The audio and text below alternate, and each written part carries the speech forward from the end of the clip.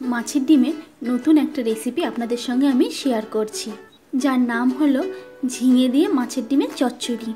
এই রেসিপিটা যদি ভালো লেগে থাকে অবশ্যই একটা লাইক করে দেবেন, আর আমার চ্যানেলে নিত্য নতুন আপডেট পাওয়ার জন্য অবশ্যই আমার চ্যানেলকে সাবস্ক্রাইব করবেন। তাহলে চলুন দেখে নিন মাছের ডিমের চচ্চড়ি আমি কিভাবে রান্না করছি। ঝিঙেগুলোকে জল দিয়ে ধুয়ে খোসাগুলোকে ছাড়িয়ে নিয়েছি। তারপরে আমি সরু সরু করে ঝিঙেগুলোকে কেটে নিয়েছি।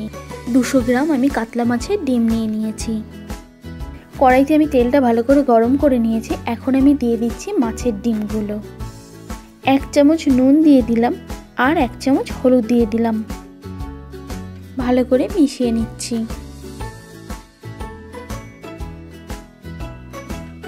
এর মধ্যে আমি 1 কাপ জল দিয়ে দিলাম। জল দিয়ে আবারও ভালো করে মিশিয়ে নিচ্ছি।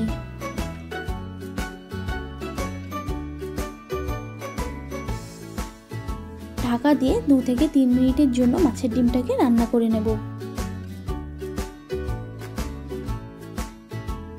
2 থেকে 3 মিনিট হয়ে গেছে। যে কোনো মাছের ডিমের রেসিপি রান্না করার আগে আপনারা সব সময় এই প্রসেসটা আগে করে নেবেন, তাহলে দেখবেন মাছের ডিমের আষ্টে গন্ধটাও থাকবে না, আর মাছের ডিমগুলো রান্না করার সময় খুব সুন্দর ঝরঝরে হবে। এখন মাছের ডিমগুলো খুব সুন্দরভাবে ঝরঝরে হয়ে গেছে।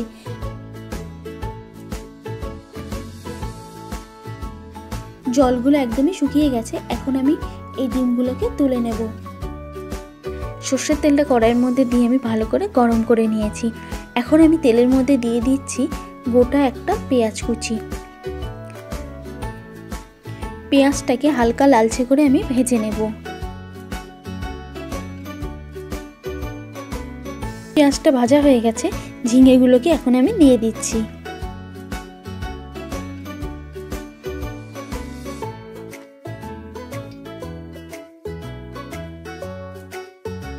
ঝিঙের মধ্যে আমি দিয়ে দিলাম স্বাদ মতো নুন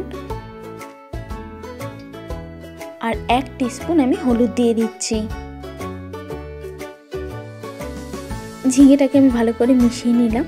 এবার আমি ঢাকাটা দিয়ে দিচ্ছি যাতে ঝিঙেটা আমার তাড়াতাড়ি সেদ্ধ হয়ে যায়। ঝিঙে থেকে দেখুন অনেকটা জল বেরিয়ে এসেছে, আর ঝিঙেটাও খুব সুন্দরভাবে সেদ্ধ হয়ে গেছে।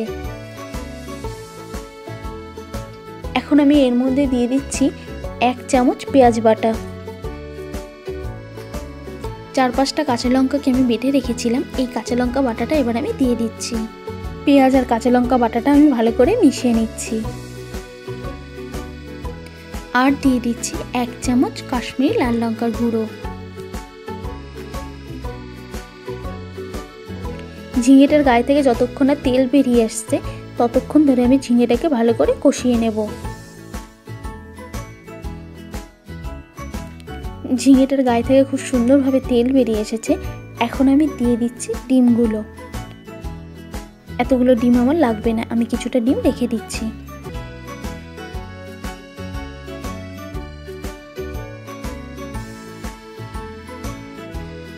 এবার আমি এর মধ্যে 1/2 কাপ জল অ্যাড করে দিচ্ছি।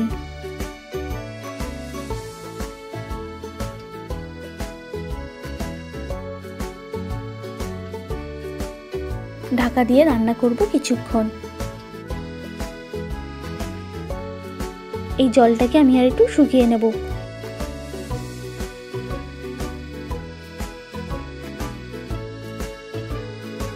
গ্রেভিটা খুব সুন্দরভাবে শুকিয়ে গেছে। এখন আমি এর মধ্যে দিয়ে দিচ্ছি কেটে রাখা ধনেপাতা। ঝিঙে দিয়ে মাছের ডিমের চচ্চড়ি আমার রেডি হয়ে গেছে। মাছের ডিমের চচ্চড়ি সার্ভ করবেন গরম গরম ভাতের সঙ্গে।